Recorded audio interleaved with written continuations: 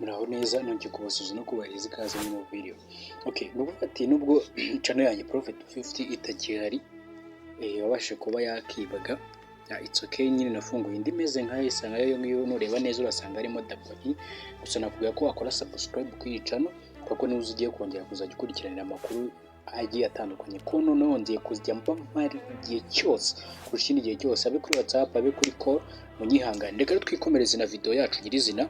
Nkubutse ukanda like kuri video, sharing bagenzi bawe, ndabizi mu magroupe menshi wa sharing iyi video cyangwa se iyi channel muri rusange. Ndagushime cyane kandi Imana ibo mugisha mureka dutangirana. Okay, nje kwivuga iki rero ko mbizi Delita nta makuru menshi giduhereza, usibye ko umuntu wenda avuga ati reka yangire icyo mbabwira kuri Delita wenda bitewe, ariko nta makuru gitanga muri kira social media zayo, ariko n'ama platform yayo, ariko nta makuru gitanga adasanzwe.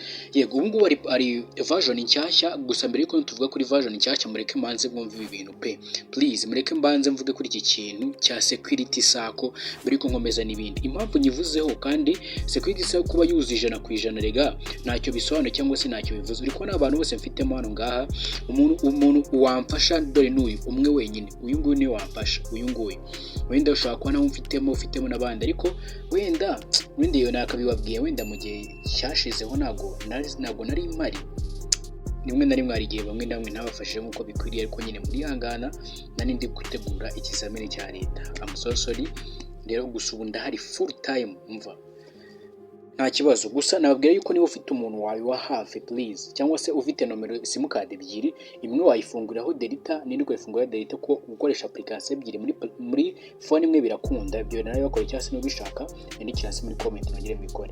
Yego noneho ubwo icyo givuyeho ibyo bibaye clear, sibyo? Kuko ari gihe uhamagara umuntu ukamubura cyangwa se ukabura n'uburyo ufata code. Noneho igitangaje aranabandikiraga kuri arabanyandikira kuri WhatsApp, kandi WhatsApp ubu ngiye ntabwo najyaga nyikoresha, gusanga babuze uko bamayininga, ariko ubu byose byasubiyemo, ubu ndahari.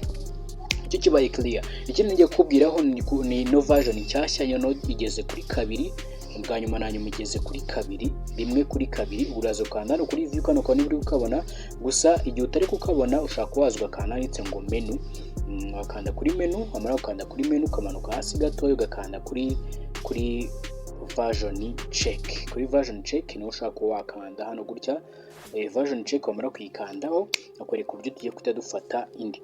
Gusa abantu mukoresha version mukuye muri Play Store, ntabwo iyi version muri Play Store hari abo ikunda inabi idakunda. Please kurikira ibyo ndi gukora nawe ari byo ugiye gukoresha. Koresha iyi ngiyo ku rubuga yanditseho Epic, niyo nziza please, serious niyo nziza. Wenda wagerageza muri Play Store wenda ukareba, ariko these are the same.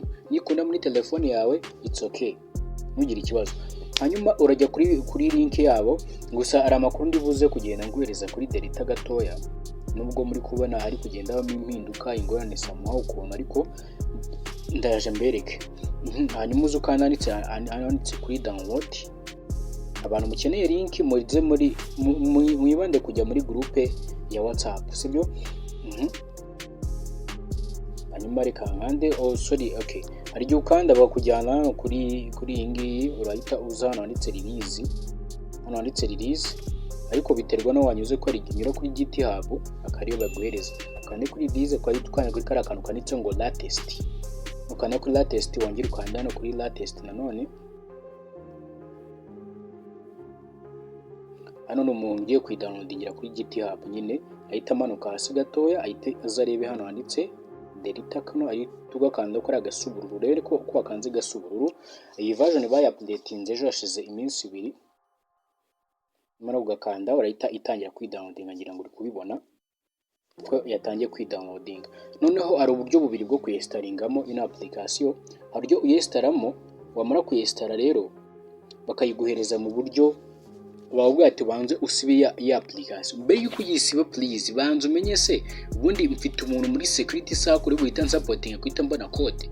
Nimba bidagukundiye kuza ufite umuntu uri kuwe code, please nushake ubanze ushyire umuntu muri security sako, izo numero ukora muri screen yawe ya telefone niyo uri buze ko wamamagaraho, cyangwa se ukandikira kuri WhatsApp. Mu gihe utambonye WhatsApp ushaka kumamagara, sibyo? Izeye ko ibyo bimeze sawa. Iyi version dore iri kunyereka kiri, ariko ndabizi ko ntarayinstalinga, ibyo ndabizi neza, ntabwo ndayinstalla, hako nyine bari kunyereka ko ariyo mfitemo. tutegereze irangire hanyuma dukomeze.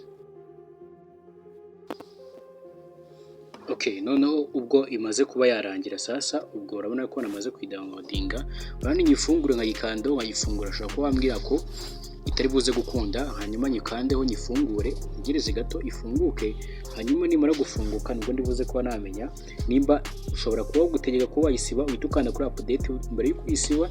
Hari aho bita bikunda, hari aho bidakunda. Bidakunda uhita ubanza ugasiba delita wari usangamo. Iyo channel niba wakoze subscribe umenye ko ariho uzajya ubonera nyine amakuru. Tutegereze gato cyane hanyuma ngaho nkwereke.